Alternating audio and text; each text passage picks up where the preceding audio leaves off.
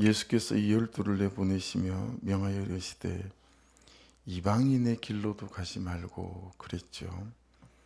그러니까 이방인을 찾아서 가지 말고 이렇게 보시면 되고요. 사마리아인의 고을에도 들어가지 말고 역시 같은 맥락입니다. 이방인의 길로도 가지 말고 사마리아인의 고을에도 들어가지 말고, 그러니까 복음을 전할 대상, 또 선교할 대상, 또 전도할 대상에 대한 말씀이다 라고 보시면 됩니다. 복음을 전하는데 지금 예수님이 제자들을 파송하시잖아요. 누구부터 시작해야 하고 어디서부터 시작해야 하는지 주께서 지금 말씀을 주시는 것입니다. 이방인에게도 누가 가든지 가서 전해야 되겠죠. 또 사마리아에도 꼭 가서 이 복음을 전하고 회개를 전하고 구원을 외쳐야 할 것입니다. 그렇죠? 하지만 지금 제자들을 내보내시면서 그 시작은 하나님도 모르고 하나님도 믿지 않는 이방인부터 말고 굳이 사마리아까지 가서 할 것 없고 비행기 타고 배 타고 물 건너고 산을 넘어서 외국에 가서부터 하지 말고, 첫 번째는 거리적으로 가까운 사람들입니다. 거리적으로 가까운 사람들부터 해야 된다. 그게 이방인의 길로도 가지 말고 사마리아인의 고리에 들어가지 말라라는 뜻의 이해가 될 수 있습니다.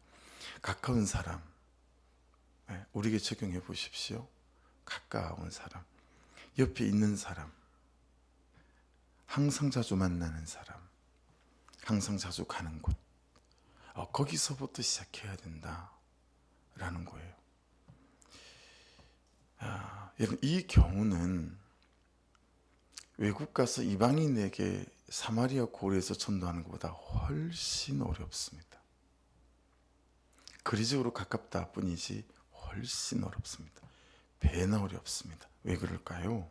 나를 다 아는 사람이기 때문에 그렇습니다. 나를 항상 만나는 사람이기 때문에 그렇습니다. 내가 어떤 말을 하고 어떤 태도를 가지고 있고 어떤 감정과 어떤 혈기를 갖고 있는지를 훤히 다 알고 있기 때문에요. 훨씬 어렵습니다. 이때 전도는 내 입과 말이 전도하는 것이 아니고요. 평소의 나의 삶, 나의 태도, 나의 감정 처리, 나의 인격이 전도하는 것입니다. 양보하고 살지 않았다면 어려운 일이고요. 겸손하게 살지 않았다면 어려운 일이고, 항상 주장하고 살았다면 너무 어려운 일이고요. 옳고 그름을 가지고 판단하고 정죄하고 비판하고 살았다면 어려운 일이 되겠죠. 성실하지 않고 게으르고 나태하고 살았던 내가 가까운 사람에게 복음을 제대로 전할 수 있을까요? 어려운 얘기입니다. 그렇죠? 진실하지 않고 속이고 거짓말하고 꾸고 갚지 않고 정직하지 않았다면 어려운 일이겠지요. 그래서 전도는 평소에 너의 말이고 평소에 너의 태도이고 평소에 너의 삶이다라고 말씀하고 계시는 것입니다. 거기서부터 전도의 능력과 권세를 경험하지 못한 사람들이 이방인의 말 속에 들어가고 사마리아인의 말 속에 들어갔다고 해서 복음의 권세와 능력을 힘있게 전하며 또 그런 열매들이 일어나겠는가라고 하는 반문이기도 합니다. 전도는 너의 삶의 지경 안에서, 관계의 지경 안에서 일어나야 하는 일이고 찾아야 하는 일이고 전해야 하는 일이다 라고 말씀하시는 것을 깨달을 수 있습니다. 그러니 여러분, 제일 좋은 건 아내다운 것입니다. 남편다운 것이고 아빠다운 것이고 부모다운 것입니다. 목사다운 것이고요, 자식다운 것이고 그리스도인다운 것이죠. 그러니 여러분, 정말 생각을 바꾸셔야 됩니다. 전도가 은사라느니 그런 말 하면 안 됩니다. 전도하는 사람은 따로 있나는 뭐 있다는 말이라더니 이런 말 입에 담으면 안 됩니다. 전도는요, 말씀대로 말씀 따라 살아가는 그리스도인이 그리스도인다울 때 그냥 절로 되어지는 일이고 사라지는 일이다 라는 것을 깨달을 수 있습니다. 그러니 저와 여러분 안에 참 은혜가 있어서 내 가장 가까운 사람이 나의 삶을 보고 내가 어느 날 예수 그리스도를 말할 때 내가 믿는 그 예수 그리스도를 믿고 싶어지는 그런 한 사람 한 사람 저와 여러분의 삶이 되어지는 은혜가 있기를 주의 이름으로 축복합니다. 그리 생각하고 보면요, 가족들에게 명절 때 일이 됐던 것처럼 대하면 안 된다라는 걸 그냥 깨달을 수 있지 않아요? 평소에 내 부모님에게, 예수 믿지 않는 부모님에게 일이 돼 있어야 되지 않는다라고 하는 것을 알 수 있습니다. 왜냐하면 내 말 하나, 내 태도 하나, 내 삶의 자세 하나가 전부 전도에 포함되어서 있는 부분이다 라고 하는 것을 알 수 있으니, 여러분 이방인의 길로 가기 전에, 사마리아 마을에 들어가시기 전에 여러분의 삶과 저의 삶, 우리 모두의 태도와 감정, 인격이 정말 말씀대로 말씀을 따라 살아 가장 가까운 곳에서부터 예수의 복음이 전하여지는 은혜가 있기를 주의 이름으로 축복합니다. 두 번째는 어떤 인생의 때를 만난 사람들이에요. 아픈 사람, 곤고한 사람, 실패한 사람, 위기 가운데 있는 사람, 어떤 고통과 눈물 가운데 있는 사람, 우리 주변에 많이 있지 않습니까? 그렇죠? 그래서 여러분, 이런 경우, 아픈 사람들, 곤고한 사람들, 이런 사람들 경우에 경청이 너무 중요합니다. 그리고 공감이 너무 중요하고요. 이런 경우에 전도의 50%는 경청입니다. 잘 들어주는 것입니다. 막 예수 믿으라 그러지 않아도 돼요. 처음에 그냥 잘 들어주는 겁니다. 밥 한 끼 사주고 커피 한 잔 사주며 끝까지 잘 들어주는 것입니다. 이 경청이 50%라면 나머지 50%는 공감해 주는 것입니다. 참 힘들었겠다. 어떻게 살았냐 그렇게. 그 공감이 전도의 50%다. 참 우리가 약한 거 아닙니까? 우리는 내 말이 하고 싶어서요. 그래서 여러분, 목장 안에 오시면 마음껏 여러분의 말을 하십시오. 고통을 나누시고 억울함을 토로하십시오. 그러나 마음껏 쏟아내시고 주의 은혜를 덧입어 여러분의 가정 속의 관계 안에서는 참 잘 경청할 수 있는 분들 될 수 있기를 주의 이름으로 축복합니다. 이 두 가지를 가능하게 하는 것은요, 기도로 하나님이 내 마음에 부어주셔서 시작되어지는 사람에 대한 긍휼함입니다. 그래서 여러분, 참 하나님 그분이 은혜의 문을 여시고 여러분의 마음속에 부어주시는 이 긍휼함이 여러분에게 차고 넘칠 수 있기를 주의 이름으로 축복합니다. 이 영혼을 살리고 사람을 세우는 기회를 살리게 하는 것이 깨어있는 마음입니다. 그래야 관심이 갑니다. 관심이. 그냥 내 마누라, 내 남편, 내 새끼 외에는 관심이 없어요. 여러분, 깨어있는 마음이 있어야 주변에 시선이 가고 관심이 가고요, 내 재정이 흘러갈 수 있고요, 내 열정이 흘러갈 수 있고 그렇습니다. 지금 이 복음을 이 사람에게 전해야 할 때이구나. 그게 탁 깨달아지고, 그러면 내 시간이 그에게 갈 수 있겠죠. 내 물질이 그에게 갈 수 있겠죠. 그리고 내 섬김이 그에게 흘러갈 수 있겠죠. 그렇죠? 그래서 이때 결정적인 히든 카드, 그게 뭐냐면 내 묵상 간정입니다. 내 묵상 간정. 나의 죄 고백입니다. 내가 이런 죄 가운데 살았는데 하나님 그분의 은혜가 말씀 안에서 이걸 깨닫게 하셔서 내가 회개하고, 그리고 내 아내에게, 내 남편에게, 내 자식에게, 또는 내 가족에게, 내 직장 동료에게, 여러분 이런 묵상 간증이 결정적으로 그들에게 주의 복음을 전할 수 있는 은혜 때가 된다라고 하는 것입니다. 그래서 여러분, 이건 항상 준비해야 되는 것이고 연습돼야 되는 것이다 라는 것을 깨닫습니다. 여러분, 간증도요, 식은 밥이 있어요. 식은 밥. 그리고 들은 밥이 있어요. 간증을 맨날 들은 걸로만 해. 들은 밥. 밥은 식은 밥만 있지만 간증은 들은 밥이 있어요. 맨날 남에게 들은 것밖에 없어. 간증이. 내 간증이 있어야 될 거 아니겠어요? 말씀대로 살아는 내 간증, 말씀 안에서 깨달은 내 죄, 이게 다 간증 아닙니까? 근데 우리는 식은 밥, 옛날 옛적 어느 날 호랑이 담배 피던 시절에 그때 간증 아니요. 묵상 간증도요, 그냥 오늘 어제 내가 말씀에 적용했던 내 삶에 대한 간증 고백, 내가 어제 말씀에서 오늘 말씀에서 깨닫게 된 나의 죄, 이 살아 활력이 있는 이런 묵상 간증, 이게 영혼을 살리는 간증이 되어진다라고 하는 거죠. 오래된 것 말고요, 어제 그리고 오늘 내가 말씀을 따라가며 발견한 나의 죄와 나의 회개와 나의 감사, 갓 지은 김이 모락모락 나는 밥 같은 그런 활력 있는 살아있는 간증이 매일이 우리의 삶 속에 있기를 주의 이름으로 축복합니다.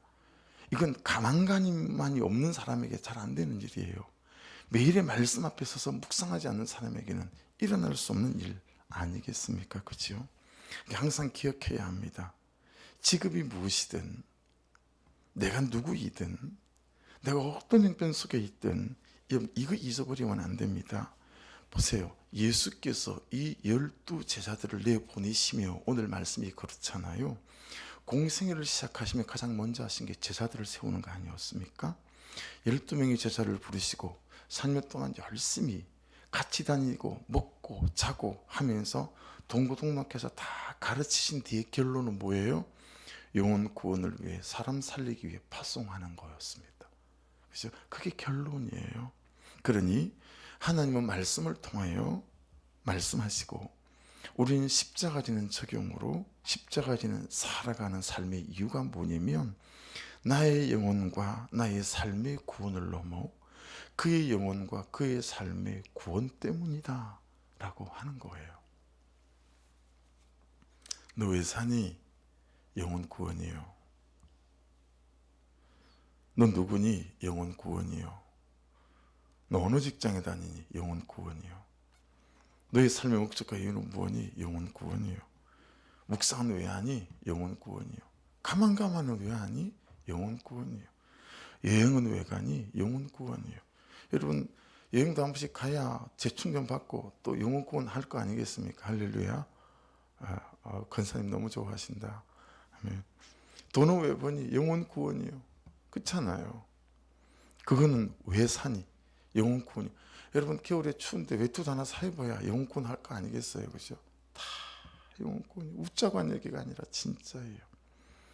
말씀 묵상도 왜 하니? 영혼 구원이. 너 왜 그렇게 맛난 음식을 좋아하니? 영혼 구원이요. 너 뭐 그렇게 하루가 멀다 하고 머리를 볶고 얼굴을 깎고 피부를 손질하니? 영혼 구원이요. 아이, 그래야 영혼 구원 할 거 아니겠어요? 그죠?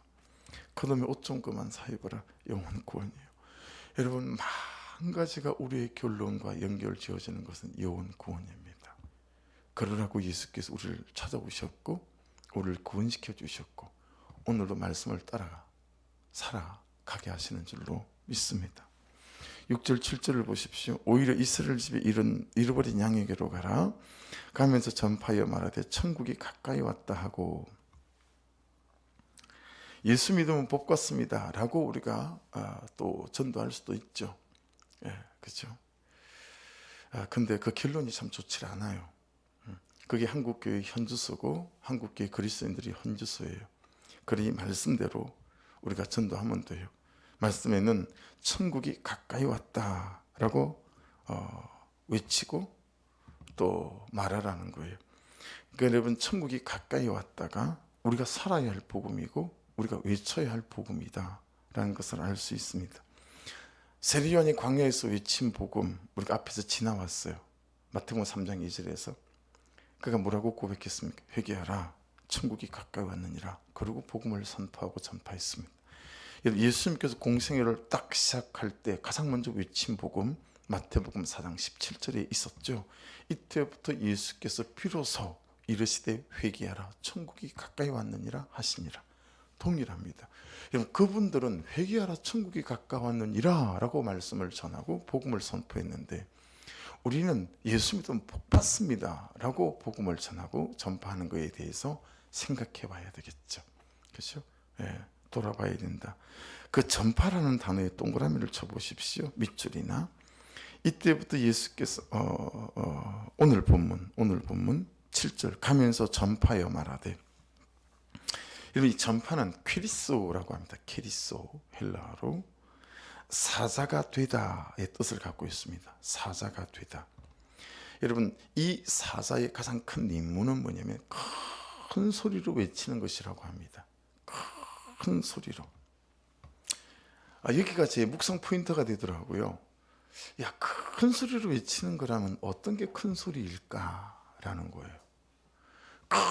큰 노조 운동하는 분들처럼, 그렇죠? 제 차 카니발 위에다가 큰 스피커, 혼 같은 스피커요. 멀리 가는. 그런데 달린 거 스피커 보셨죠? 길다란 스피커를 달아놓거든요. 그게 혼이라는 스피커인데 이거는 멀리까지 소리를 전달하는 거거든요.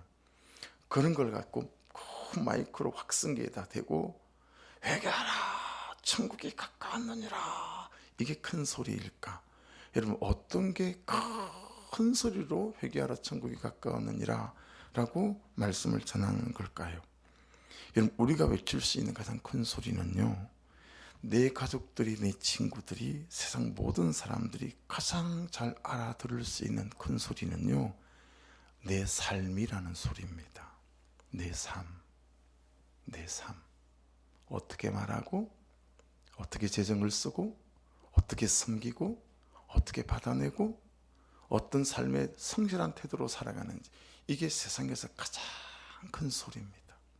예, 이 소리보다 더 큰 소리는 없다 싶습니다. 용서라는 소리고요, 용납이라는 소리고요, 사랑이라는 소리예요. 그런 삶이 가장 큰 소리입니다. 결국 세상에서 사람의 마음을 움직이고 심금을 울리고 돌아서게 하는 소리는 십자가에서 나는 소리예요. 그렇잖아요. 우리 예수께서 지신 십자가에서 나는 소리. 내가 너를 용서했다. 내가 너의 죄를 씻었다. 내가 너를 이처럼 사랑한다. 십자가의 소리보다 더 큰 세상의 울림과, 여러분 큰 소리가 어디 있겠습니까? 그렇죠?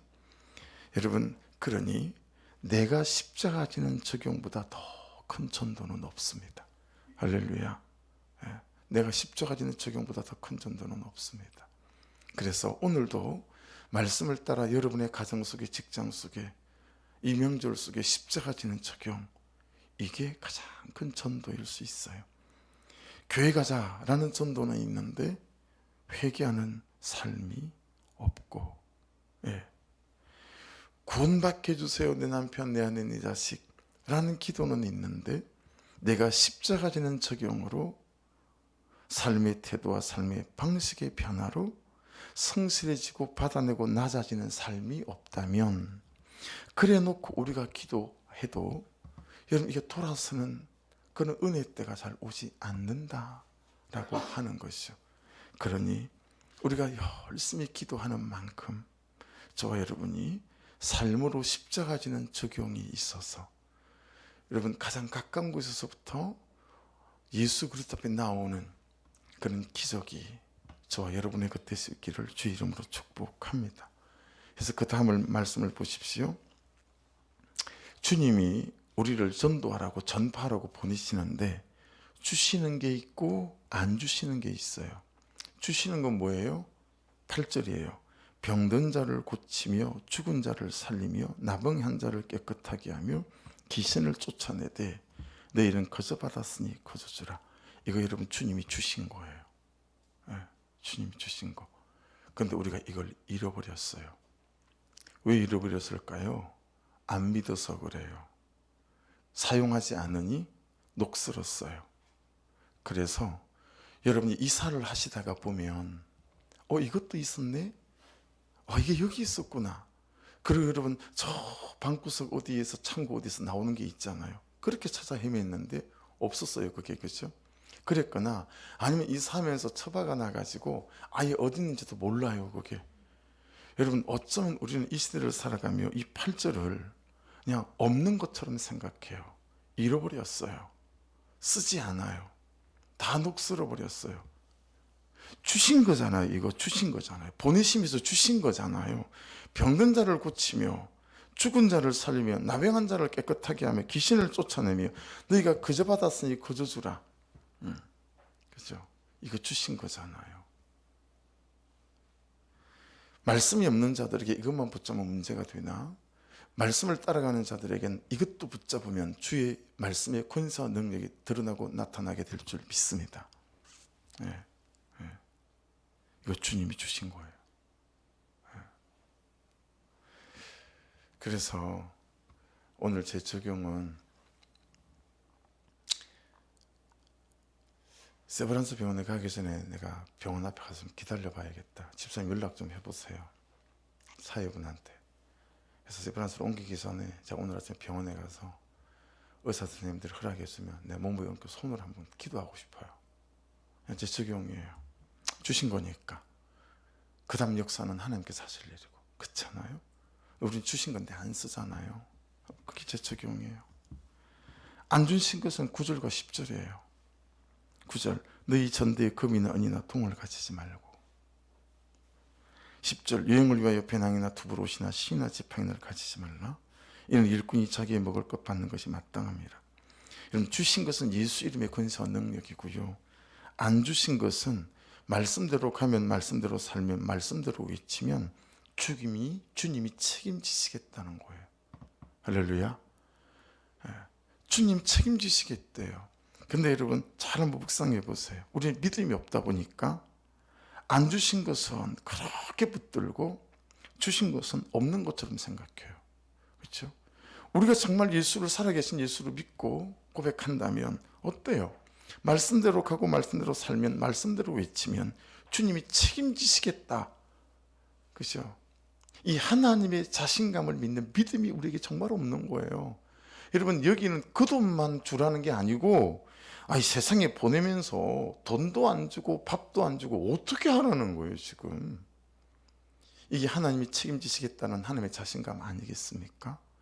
사랑하는 여러분, 하나님의 말씀대로 살면 하나님이 우리를 책임져 주시겠다는 하나님의 자신감을 믿는 믿음이 저와 여러분의 것이 되셔서 여러분 그냥 용서해라 그러면 용서해 보시고 용납해라 그러면 용납해 보시고 그의 반응과 관계없이 야 네가 네 걸 좀 포기해라 그러면 포기하시고 그러셔서 하나님이 책임지시는 이 인생 되시기를 주의 이름으로 축복합니다. 이게 진짜 우리의 간증 아니겠습니까? 그렇죠? 그러니 여러분 가장 준비되어야 될 게 뭐겠어요? 자, 묵상, 싱킹 포인트예요. 지금 파송하시면서 주시는 것도 있고 안 주시는 것도 있고 막 있는데 이 전파해야 될 복음을 들고 나아가는 우리에게 가장 잘 준비되어야 될 게 뭐겠어요? 나 자신이에요. 나 자신. 나 자신이 잘 준비되면 보세요. 주신 것 오른손에 붙잡고 예수 이름으로 쓰겠죠. 안 주신 것 하나님이 책임져 주시는 권사 능력을 경험해 가겠죠. 그러니 여러분 제발 시선을 남편에게, 아내에게, 자식에게, 부모에게 누구에게 돌리시면 안 돼요. 나와 하나님과의 관계 안에서 내가 준비되면, 내가 그분의 은혜 안에 있으면 여러분 그때 하나님은 일하시고 역사하실 줄로 믿습니다. 가장 준비되어야 될 건 너 자신이다 라고 말씀하고 있는 거예요. 현실 아니에요. 그 어떤 조건이 아니에요. 그렇죠? 주님이 주신 능력과 권세를 믿는 것도 나고 아멘 하십시다. 주님이 안 주시면서 책임지시겠다고 하신 것을 믿는 것도 나고 할렐루야. 그거라는 거예요. 그거라는 거예요. 그게 이 세상을 살아가며 복음을 전파하는 사람들의 몫이다라는 거예요. 이것도 없고 이것도 안 되고 우리는 그것 세느라 밤을 새잖아요. 왜 이것도 없지? 저것도 없지? 왜 이것도 안 되지? 맨날 그러면서 우리는 밤을 새고요. 기도의 시간을 그렇게 다 보내버려요. 근데 주님은 이렇게 말씀하십니다. 현실은 현실이다. 그러면서 시작하기 전에 돈부터 있어야 된다고 생각하지 말아라. 사람부터 있어야 된다고 생각하지 말아라. 이런 것 저런 것이 채워져야 한다고 생각하지 말아라. 가장 좋은 준비는 너 자신이 나 하나님의 사람으로, 나 하나님의 말씀의 사람으로, 나 하나님의 기도의 사람으로 준비되는 것이다. 할렐루야. 그게 가장 중요한 준비다. 그게 최선의 준비고 최고의 준비다 라고 말씀하고 계시는 것입니다. 다윗도 내 안에 주님이 말씀하셨던 확신이 없다면, 주님의 말씀이 없다면 여러분 없는 것이니 기다려야 하고, 다 없어도 내 안에 주님이 주시는 명백한 말씀을 통한 말씀이 있다면 여러분 가야 합니다.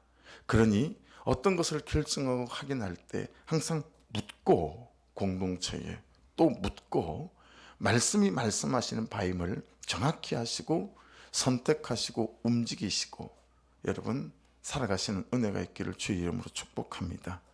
부탁드리는 것 하나 있습니다. 어설픈 자기의 간절함을 성령의 감동으로 둔갑시키시면 안 됩니다.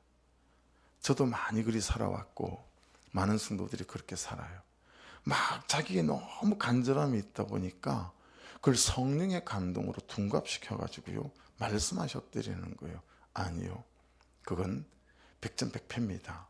그러니 자기의 간절함을 성령의 감동으로 절대 둔갑시키지 마시고 말씀이 말씀하시는 명백한 말씀을 붙잡고 방향을 꺾기를, 방향을 선택하기를, 결정하기를 주의 이름으로 부탁합니다. 기도하겠습니다.